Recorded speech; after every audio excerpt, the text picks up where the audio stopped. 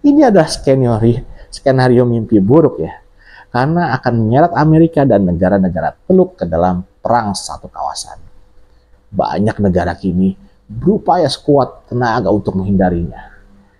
Lantas, bagaimana reaksi dunia menyusul serangan Iran ini?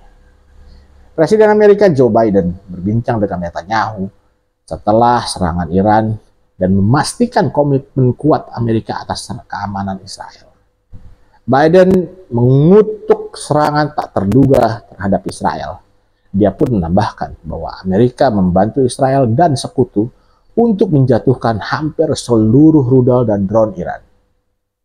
Biden juga mengatakan akan mengumpulkan teman-teman pemimpin G7, G7 untuk mengkoordinasikan respon diplomatik bersama atas serangan kurang ajar, menurut dia.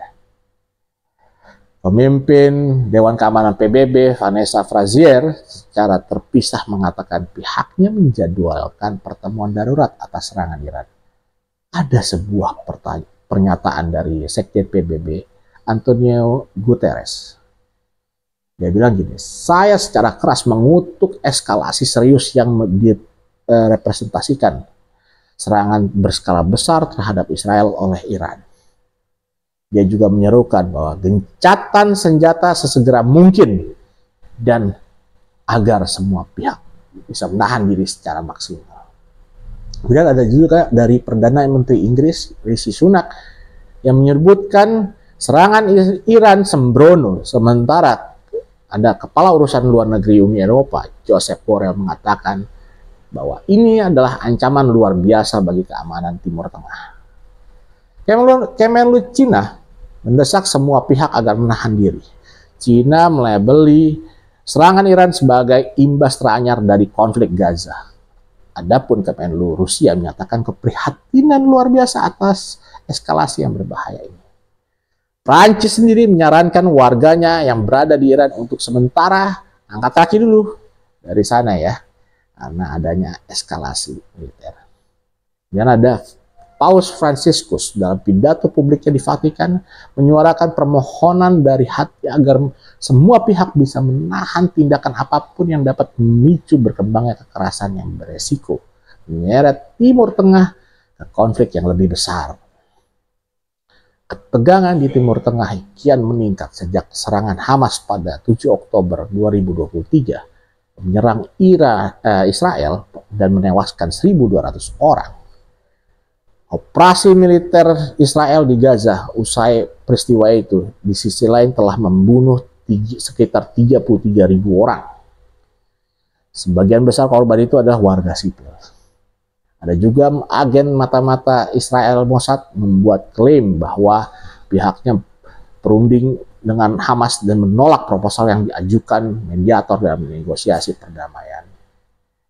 Mossad dalam pernyataannya ini mengatakan bahwa hal ini pembuktian pemimpin Gaza dari Hamas, yaitu Yahya Sinwar, tidak menginginkan perjanjian humaniter dan mengembalikan para sandera, dan terus mengeksploitasi ketegangan dengan Iran. Pada hari Sabtu 13 April, Hamas mengukuhkan tuntutannya untuk gencatan senjata secara permanen di Gaza, penarikan pasukan Israel yang seutuhnya dari jalur Gaza, kemudian pengembalian warga Palestina yang terusir dari rumahnya akibat perang, dan peningkatan bantuan kemanusiaan ke wilayah tersebut. Amerika katanya nggak akan ikut dalam serangan balasan ke Iran.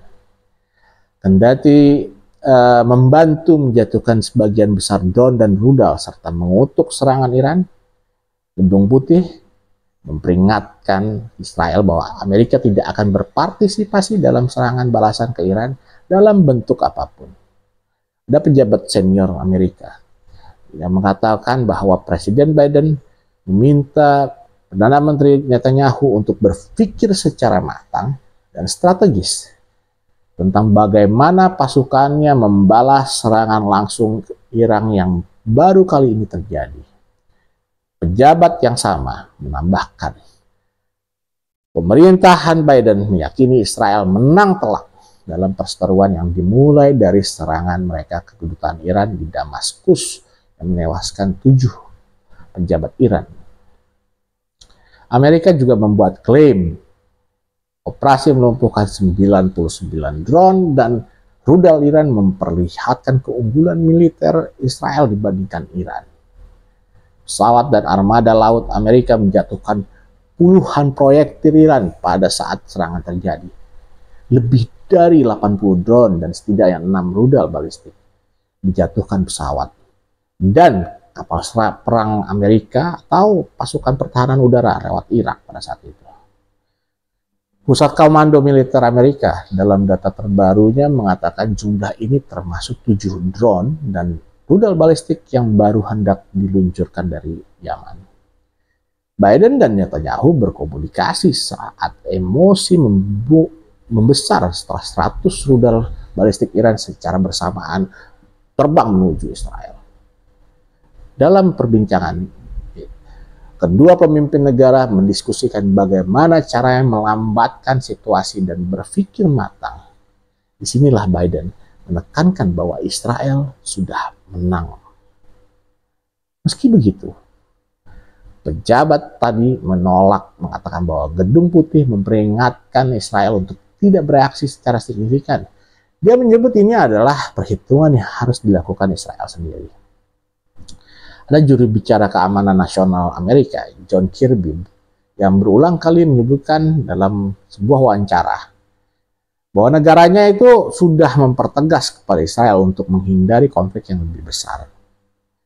Nah, ada pesan yang sama yang juga disampaikan Amerika lewat kanal diplomatik. Kirby dan pejabat yang nggak mau disebutkan namanya mengatakan bahwa Amerika akan terus membela Israel, tetapi menolak berpartisipasi dalam respon Israel, apapun itu katanya.